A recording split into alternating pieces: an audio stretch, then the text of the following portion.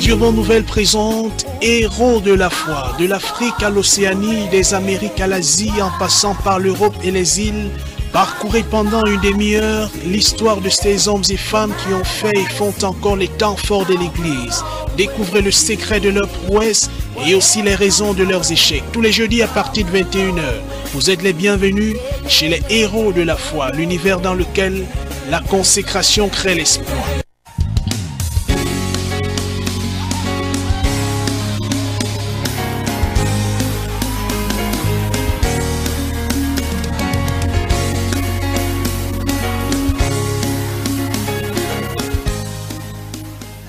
Vous écoutez Radio Bonne Nouvelle, bonsoir et bienvenue, vous êtes en direct, la 99.6 CFM située au Feu Rouge Bessengue en ce jour spécial où une certaine frange de la communauté chrétienne célèbre la montée de Jésus-Christ au ciel. Héros de la foi se penche sur la vie de ces hommes et femmes qui ont marqué l'histoire, qu'est-ce qu'ils en pensaient. Le magazine consacré à la marche de l'Église interroge ce soir la tendance, la coïncidence à se focaliser sur les célébrations religieuses. Martin Luther, par exemple, estimait que l'ascension ne posait pas un problème dans la mesure où elle traduisait la libération du corps physique, la montée du Seigneur, son absence physique remplacée par la présence spirituelle. Watchman Nee, en revanche, le prédicateur chinois, auteur de multiples cellules de prière du côté de la Chine et acteur majeur du réveil, estimait que c'était une fête dont il fallait tout simplement se départir parce qu'elle avait des origines et des inspirations non bibliques. Alors, tout cela, ces différentes positions traduisent à suffisance la difficulté, l'embarras de certains chrétiens quant à se positionner à ce qui concerne la célébration de l'Ascension. Nous sommes justement ce jeudi 10 mai, jour d'Ascension. Faut-il que l'Église se joigne à cette célébration? Qu'est-ce que cela représente? Qu'est-ce que cela représenterait? Et l'accoutumance aux différentes célébrations traduisent-elles une marche dans le bon sens de l'Église ou une régression sur le plan spirituel? Voilà la thématique de ce jour, émission quelque peu décalée du format habituel des héros de la foi. Héros de la foi interroge la marche de l'Église avec quelques invités ce soir. 25 minutes pour en parler. S'il vous prend l'envie de contribuer, faites-le par SMS 690 93 93 34 690 93 93 34. Dans 25 minutes, nous serons partis pour en parler. Nous avons deux invités dont nous apprécions la disponibilité, dont nous saluons la présence dans ce studio. L'apôtre Robert Kamté, bonsoir et bienvenue. Bonsoir Patrick, bonsoir à tous nos auditeurs, bonsoir à tous ceux qui nous écoutent ce soir. Et bien, nous pensons que le Seigneur va nous conduire encore pour ces 25 minutes. Très bien, merci d'avoir fait le déplacement malgré un agenda extrêmement chargé. L'évangéliste Élie Bertrand Tchabda, auquel nous disons également bonsoir et bienvenue. Bonsoir Patrick, bonsoir à tous les auditeurs des Héros de la foi ce soir, bonsoir à mon co-panéliste ce soir, bonsoir à tous les auditeurs qui nous écoutent. Très bien, alors j'ai fait la liste des différents serviteurs de Dieu qui ont marqué l'histoire de l'Église et leur positionnement par rapport aux différentes fêtes religieuses et en particulier la fête de l'Ascension. Les avis sont particulièrement divergents de Martin Luther qui a organisé le schisme, par lequel le schisme est venu de l'Église catholique et qui a entraîné la naissance du protestantisme qui lui ne voyait pas de problème en évoluant vers Watchman Nee, même jusqu'à nos jours Paul Yonggi-Cho et les autres Reinhard Bonnke et bien d'autres. Les avis sont radicalement divergents. Alors je vais te poser la question, pourquoi la fête de l'Ascension pose problème? La parole est à qui veut la prendre? Ben moi je vais dire je prends la parole le premier, Tchada. Allez-y. Je vais simplement dire que moi, ça ne me pose pas de problème. Je vous ai dit en antenne que, en ce qui me concerne, en réalité, pour moi, chaque jour est un jour de fête. Pour un véritable chrétien, il doit fêter tous les jours. Je ne pense pas qu'on doit garder ou chercher à garder un jour particulier où nous irons faire des choses particulières. Parce que c'est un jour de l'Ascension, il y a même l'Ascension, il y a même l'Assomption. Il y a tellement de fêtes que si on devait pouvoir s'y affairer, on n'aura que l'embarras du choix. Maintenant, si je rentre dans l'Ancien Testament, il y a cette fête juive, la fête de pain sans levain, la fête des tabernacles, la fête de l'expiation et autres, la fête des prémices. Il y a tellement de fêtes. Bon, maintenant, nous avons traversé l'Ancien Testament pour être dans le Nouveau Testament. Dans le Nouveau Testament également, j'ai vu de lire un tout petit peu l'apôtre Paul qui on voulait qu'il reste un peu plus longtemps. Tout à l'heure, je vais vous donner le chapitre.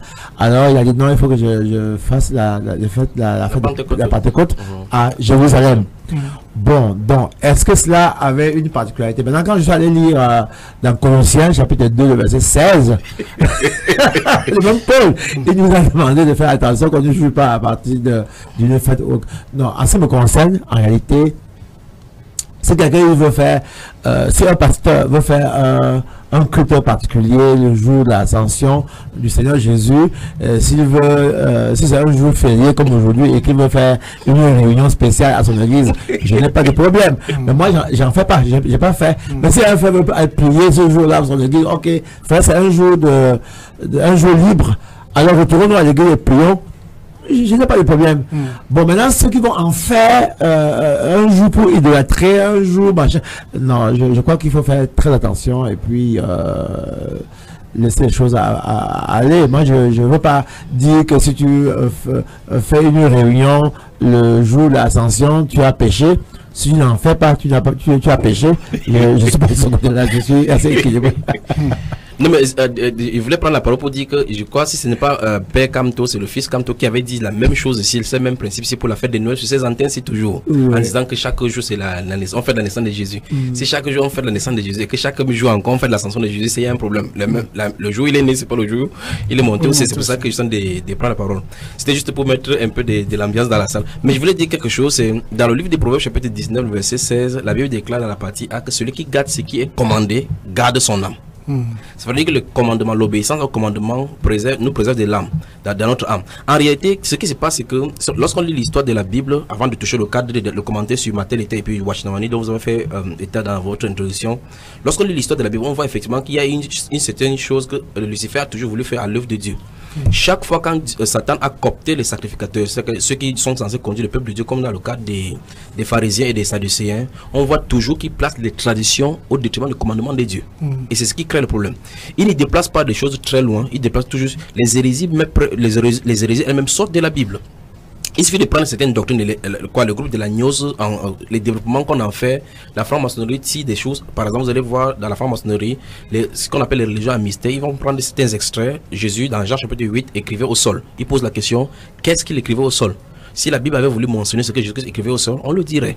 Si le Seigneur avait voulu qu'on connaisse ce que le Seigneur Jésus avait fait, où il était entre 12 ans et 30 ans, on le mentionnerait. Mais vous voyez effectivement dans la Bible, le Saint-Esprit a voulu, dans son propre gré, à son propre gré, mettre uniquement ce que le Seigneur Jésus a fait durant presque 3 ans de ministère. Mais là, les gens laissent les 3 années, ils veulent aller se concentrer sur ce qui n'est pas écrit.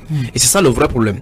La Bible donc déclare par le proverbe que j'ai cité que celui qui garde ce qui est commandé garde son âme. Ça veut dire que si quelque chose est commandé, c'est pour préserver notre âme. Et au cas contre, si on va au-delà de ce qui est commandé, notre âme risque d'être en danger.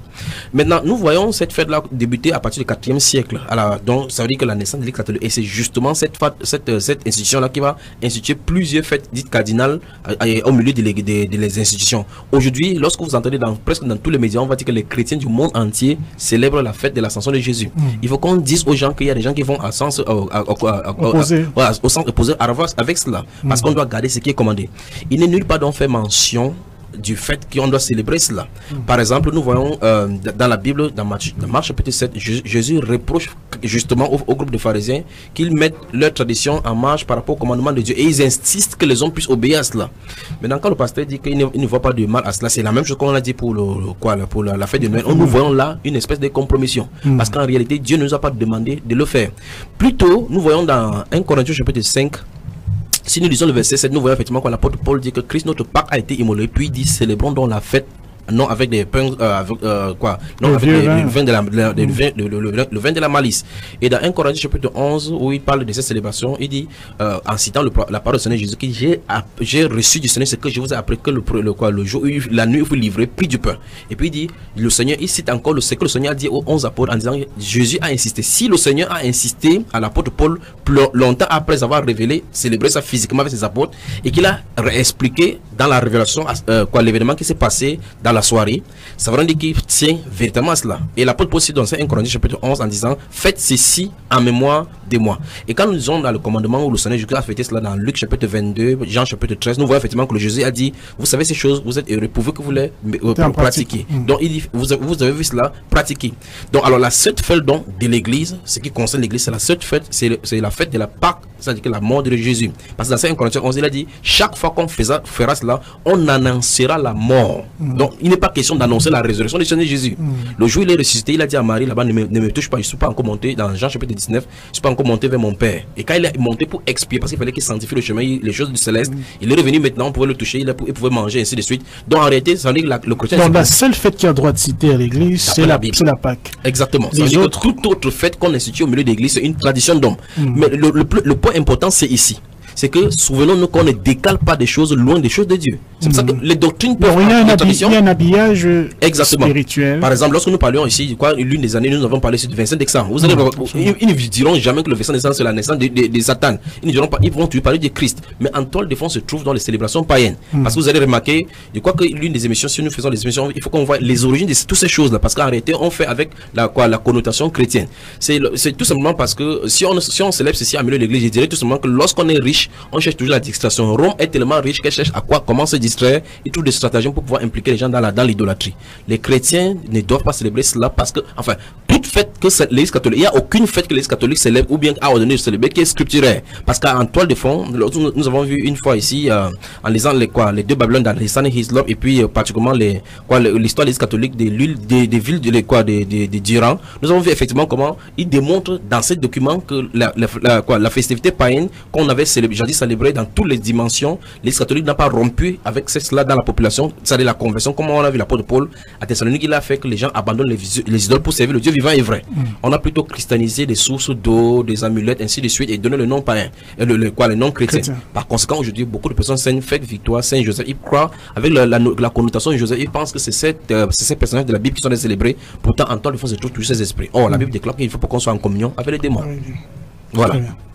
Alors, je voulais ajouter sur ce que mon frère dit pour dire qu'en réalité, si on va plus loin et on se rend compte même l'Eucharistie qui est fait comme étant la communion, c'est fait en forme du soleil. Et quand ils prennent l'Eucharistie, ils lèvent au ciel, ils dédient ça au Dieu soleil. Puis on buse, on fait manger aux gens, alors qu'en fait, on est en train d'adorer des idoles. C'est terrible. Bon, le peuple a décidé que le jour d'adoration, ce sera le dimanche. Le jour pour aller à l'église, ce sera le dimanche. Et l'historien dit que, comme les chrétiens adoraient Dieu le dimanche en commémoration de la résurrection du Seigneur Jésus-Christ, et que les mondains adoraient, je veux dire, les satanistes adoraient Dieu le lundi, le dimanche à cause du soleil, le Sunday, le dieu du soleil. Alors ça a arrangé Constantin pour que il puisse mettre ce jour-là comme le dimanche comme étant le jour d'adoration de Dieu soleil pour contenter les chrétiens et les païens en même temps. Maintenant, je veux dire que moi je pense même pas qu'il y ait une fête prescrite dans la Bible. Dans le Nouveau Testament que nous devions, si on va dans l'Ancien Testament, bien entendu, il y a les 7 fêtes juives qui sont prescrites par l'Éternel. Vous réjouirez ce jour-là, vos filles, vos femmes, vous réjouir. Maintenant, dans le Nouveau Testament, je ne sais pas s'il y a une fête qui nous a été prescrite. Quand Paul dit, quand Christ dit, vous faites en mémoire de moi, c'est pas une fête en fait, c'est la communion. Commémoration. C'est la communion quand on donne la Sainte Seine. Faites ça en mémoire de moi. Il dit, bon, vous faites ça en mémoire de moi. Donc, c'est pas une fête, mais c'est... Moi, je pense que nous devons fêter chaque jour. Le chrétien doit être content chaque jour. Donc, alors moi, quand je donne la communion à l'église, quand on donne la Sainte Seine à l'église, c'est cette Pâques-là que nous donnons à l'église. Moi, je le fais une fois par mois. c'est la Pâque, la mort du Seigneur Jésus. Je veux dire, quand il est mort pour nous, quand il avait son sang pour nous, il a dit, bon voilà, je vous donne ce pain, je vous donne cette coupe-là, la coupe de la nouvelle alliance qui a fait à mon sang. Donc, en ce qui me concerne, je ne suis pas trop faite. Je ne suis pas trop faite. Donc, je vais lire quand même quelques extraits ici dans la Bible pour étayer notre lanterne. J'ai regardé tout à l'heure là dans le livre de Actes des Apôtres chapitre 18, le verset 21, qui dit: mais il n'y consentit point et il prit congé d'eux en disant: il faut absolument que je célèbre la fête prochaine à Jérusalem. Je reviendrai vers vous si Dieu le veut. Et il partit d'Éphèse. Donc c'est Paul qui dit que moi je vais la fête prochaine, là, je veux la fêter. Est-ce que Paul le disait? Il dit, bon, on voulait que le pasteur reste pour enseigner à nouveau, pour continuer de pastoriser, de mettre de l'ordre. Il dit, non, moi, cette fête-là, prochaine, là, moi, je vais la passer à Jérusalem.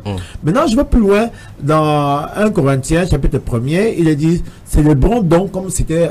chapitre 5, verset 7. Voilà, verset 8, ici, dit, c'est le bon don, la fête non avec du vieux levain. En fait, c'est pas la fête charnelle, là. Ça, c'est sur le plan spirituel. La vie de l'église. La vie de l'église, voilà. Non avec le vieux levain, non avec le levain malice et de la méchanceté, mais avec les pains sans levain de la pureté. Donc, le pain sans levain, c'est la pureté, c'est la sainteté. C'est-à-dire qu'à mener une vie propre, sainte, etc. C'est pas la fête physique des enfants aujourd'hui. Les mêmes gens qui vont fêter, le lendemain, vous les voyez, pas le lendemain, après la fête à l'église, ils sont dans tous les bistrots, et puis ils cassent les champagnes, et tout ça, alors qu'ils étaient en train d'adorer. Pour terminer, dans Colossiens chapitre 2 verset 16, il est dit que personne d'autre ne vous juge au sujet du manger ou du boire ou au sujet d'une fête, d'une nouvelle lune ou le sabbat. Donc, en ce qui me concerne, je ne fais pas de fête. Même la Pâque dont on parle, ma Pâque, c'est chaque fois que je donne la communion à l'église, c'est la Pâque. Maintenant, si la Pâque tombe un vendredi, c'est un jour férié, samedi est férié, dimanche est férié, moi j'organise une retraite spirituelle. Non pas parce que c'est une fête, mais parce que c'est un jour férié. Oui, là, en fonction de la disponibilité des gens. Très bien. Voilà. Alors, oui, peut-être avant que vous le réalisiez, parce que nous voulons comprendre une chose au fond de cette émission, les héros de la foi, la marche de l'Église, l'évolution des choses. On est parti d'une génération où l'Église, entre guillemets, tout entière, validait ces fêtes. Et puis, il y a eu des serviteurs de Dieu qui les ont contestés. Watchmani, John Wesley. Et puis, on a le sentiment qu'en cette génération, tout le monde est embarqué dans la célébration des fêtes. Est-ce qu'on est donc en train d'avancer ou en train de régresser? En réalité, sur le plan humain, on va voir effectivement, c'est comme si Dieu a quitté la scène. Mais le Saint-Esprit est à l'œuvre à l'église depuis que le Seigneur Jésus-Christ a dit dans Matthieu chapitre 16, je bâtirai mon église. Il a dit les portes du Seigneur ne prétendront point contre elle. C'est vrai dire que même s'il y a que deux personnes qui constituent ce corps-là dans une localité, le Seigneur est au courant d'eux. Maintenant, ce que vous en avez dit, effectivement, quand on lit dans la période, en lisant l'histoire de l'église, dans le livre d'Apocalypse, on voit effectivement comment le Seigneur reproche à cette église est particulièrement la dernière église qui nous intéresse. Mais nous allons voir effectivement que durant la période des ténèbres, et justement, ces différentes fêtes et différents dogmes de l'église catholique vont se situer dans la période où l'église catholique avec le monopole sur le contrôle et en même temps sur l'État et en même temps sur le peuple. De telle enseigne que, à l'issue du conseil des 325, du 72 ou 325 avec Constantin, nous voyons effectivement qu'à ce moment-là, la grande entité babylonienne a absorbé la chose chrétienne et commence à christianiser, comme je l'ai dit dans mes propos. Par conséquent, depuis ce moment-là, il n'y avait pas de voie de contestation.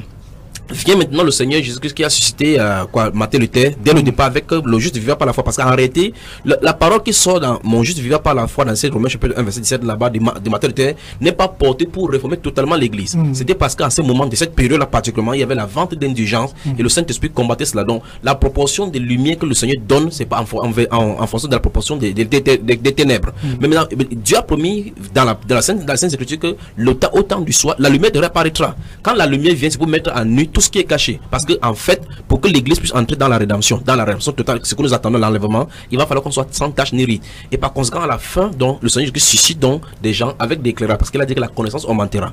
Et donc, qu'est-ce qu'il fait? Il fait mettre des points sur les i, là où on avait déplacé pour que tout soit parfait tel qu'il a laissé. Donc, la seule chose, c'est que l'église évolue dans le sens de l'évolution de Dieu, mais va au sens courant parce que nous voyons la dépravation telle que prophétisée par le Seigneur. Donc, la dépravation est prophétisée par le Seigneur, l'église va dans son sens comme le Seigneur a dit. Mais voici le vrai problème, c'est que l'entité appelée l'église catholique qui a féodé et constitue la grande majorité, pratique ces choses au fil de tous, puisque ça sera télévisé partout et annoncé partout. Et l'une des choses encore, c'est ces choses-là impliquent automatiquement le férié. Ça veut dire qu'elle a toujours le pouvoir sur les États. De telle façon que son jour qu'il a imposé impose férié. Parce que je crois que c'est chaque 10 mai, enfin c'est chaque jeudi 10 mai que ça se passe après 40 jours après leur fête des Pâques. Maintenant, ce que son dit, c'est que vous remarquez effectivement que cette entité-là a toujours le pouvoir. Le fait que l'église, ceux qui sont en marche et vont à contre-courant de toute cette festivité-là, ne sont pas en vue, ou bien ne sont pas n'ont pas le pouvoir, non seulement financier et médiatique, pour pouvoir diffuser la vérité. Ils sont très peu audibles. Exactement. Et par conséquent, le mensonge est pris pour la vérité. Mais le Saint-Esprit est à l'œuvre. Le Saint-Esprit à l'œuvre, le Saint-Esprit ira jusqu'à enlever son épouse, l'épouse du Seigneur Jésus-Christ sur la scène. Très bien. Alors, nous parlons ici, puisque nous parlons de l'émission Héros de la foi qui fait un peu ausculte la vie et la marche de l'Église, et les temps forts, les hommes qui ont marqué et les événements qui font les temps forts de l'Église. Dans les années 90, par exemple, vous avez une longue expérience dans la marche de l'Église. Ces fêtes étaient pratiquement exclues, interdites dans le milieu qui se revendique du réveil. Dans les années 2000, on a vu qu'une espèce de solidarité vis-à-vis de ça. Aujourd'hui, l'effet d'entraînement est remarquable. La plupart des églises, des mouvements se réclamant de réveil sont impliqués dans ces fêtes. Et la question est de savoir donc, est-ce que c'est une évolution dans le bon sens ou c'est une régression qu'il faudrait déplorer? De même que nous croyons que tout ce qui s'appelle Israël n'est pas juif. Tout ce qui s'appelle Israël n'est pas juif. Il y a les plus juifs orthodoxes. Et je vous dis que le monde religieux a manqué le but. Il n'y a pas de monde religieux. Or, quand le monde religieux a manqué le but, il y a une particularité où il y a une minorité dans le monde religieux qui ont eu la révélation la révélation de la parole de Dieu pour notre heure et qui ont découvert par la grâce de Dieu, qui ont eu la révélation du temps dans lequel nous sommes. Comme disait mon frère, si vous prenez vous prenez ce que nous pensons de la vérité de la Bible pour aller à la télé et que vous le dites, personne ne vous croira. Maintenant, si vous prenez ceux qui racontent pas mal de choses, aller de stupides, et puis qu'on croit être la vérité, et bien ils ont plus accepté parce que en réalité, les gens n'aiment pas le renoncement. Les gens n'aiment pas que vous leur dites ne faites pas ceci ou ne faites pas cela. Ils veulent bien aller à l'église, ils veulent bien pouvoir servir ce qu'ils appellent Dieu, mais après, aller faire ce qu'ils veulent. C'est-à-dire qu'il ne faut pas qu'on leur demande de se repentir et de changer complètement de vie. Et il faut aller à l'église, puis boire son alcool à la maison le soir, ça ne gêne personne. Alors, peut-être je reformule la question autrement. Ça, vous ne se perdez pas le fil des idées. Un chrétien qui, en 1990, pensait de façon formelle que jamais il faut s'approcher de la fête de l'Ascension.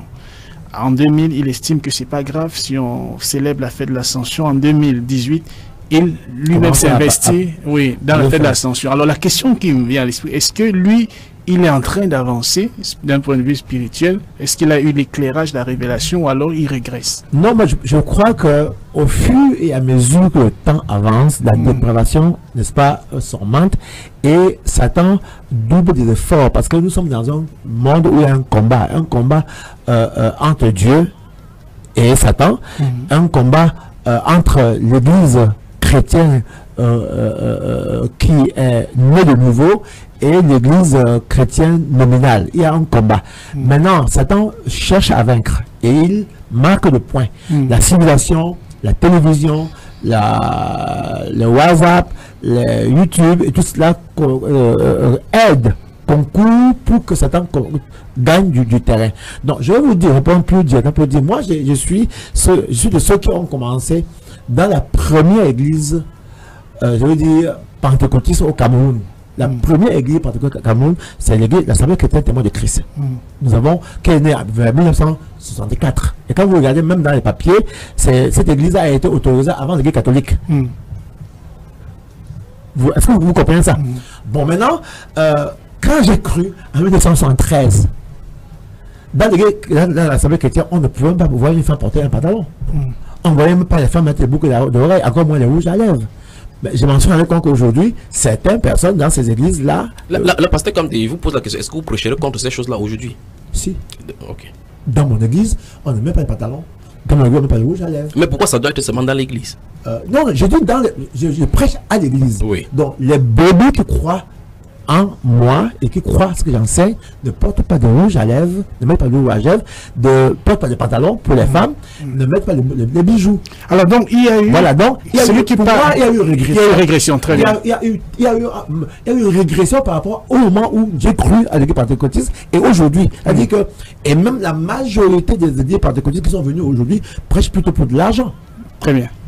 Alors, oui, la même question pour Évangile Élie Bertrand Tchabda. Est-ce que quelqu'un qui au départ, l'église, une frange de l'église qui au départ était contre, puis elle a évolué en estimant qu'il n'y a pas de problème, si elle y va ou elle n'y va pas, il n'y a pas de problème, aujourd'hui elle y est, puis à fond, est-ce qu'il y a eu une régression ou il y a eu évolution? En tout cas, quand la parole de Dieu confirme quelque chose, déjà, avant de répondre à votre question, puis je vais développer un instant parce qu'on n'a plus de temps là. La chose, c'est cette personne a régressé. Parce qu'en réalité, la Bible déclare qu'on retient fermement la profession de la foi que nous prêchons, autrement nous aurons cru en vain. Donc, en clair, nous voyons effectivement que l'esprit de compromission entre en commençant par des petites choses. Lorsqu'on tolère, et comme on a dit dans l'histoire de l'église, nous voyons les méthodistes qui ont commencé comme ça. Les méthodistes ont chuté justement à cause de ces choses, lorsqu'on commence à tolérer que certaines choses arrivent là au milieu, à un moment donné, ils peuvent plus maîtriser. Les baptistes ont commencé, on a vu effectivement la fédération des protestants de France, comment ils ont commencé avec l'homosexualité. Le simple fait qu'on mette cela en débat, en mettant certaines parties de l'écriture en débat, pose déjà problème. C'est quelque chose qu'il faut arrêter. C'est pour ça que les gens doivent être martelés. Mais comme il n'y a pas de temps, j'aimerais bien conclure ici sur mes paroles en disant ceci. Vous regardez la progression et la mutation au fil du temps que l'Église catholique a eu. Lorsque Néron était au pouvoir, et c'est l'une des figures des matraquages contre les chrétiens, il utilisait les lions dans le cycle pour pouvoir se distraire. Maintenant, l'Église catholique a muté en changeant, en comprenant effectivement qu'il faut battre les chrétiens dans leur propre écriture, exactement comme ils avaient fait avec Daniel, que nous ne trouvons rien à leur reprocher, sinon dans la parole. Donc, au lieu de se distraire maintenant en tuant les chrétiens avec les lions, avec la persécution, parce que c'est obsolète maintenant, qu'est-ce qu'ils font? Ils tuent les chrétiens en leur donnant des traditions d'hommes. C'est ce que les catholiques font. L'Église catholique est abominable. Alors, qu'est-ce que vous pensez de l'ascension? Il y en a qui sont embarrassés. Est-ce qu'il faut y aller ou il ne faudrait pas y aller? Enfin, de toute façon, d'après ce que nous sommes développés ici, tout ce qui sort de l'Église catholique doit être mis de côté. Depuis les doctrines jusqu'à les documents, il faut les brûler. Voilà. Alors, donc, nous allons malheureusement vers la fin du temps. Vous êtes plus nuancé que l'évangéliste. Non. Je ne crois pas qu'on doit faire des fêtes. Ça, je ne suis pas. Bon, maintenant, je ne veux pas aller condamner les gens par rapport à cela. Je veux dire que si quelqu'un pense qu'il doit réunir son église un certain jour, parce que ce jour-là est un jour férié, pas parce que c'est une fête, je dis bien, c'est un jour férié. Alors moi, j'organise les séries de réunions quand il y a un long week-end créé par des fêtes. Moi, je fais mes réunions et je vous ai dit que je fais tous les jours. Très bien. Voilà. Alors le mot de la fin pour la dernière minute qui nous reste, héros de la foi, l'église et les fêtes, c'est un indicateur. C'est un indicateur, tout simplement, le simple fait, parce que vous avez signifié que depuis 1990, on ne voyait pas ces choses, et on trouve cela en plein milieu pentecôtiste aujourd'hui. Nous voyons effectivement qu'en réalité, c'est le retour à la case départ, comme l'Église catholique a lancé la sonnette d'alarme en disant c'est fini de retourner à la maison. Nous voyons donc ces réunions-là s'est passé dans le Conseil mondial des églises.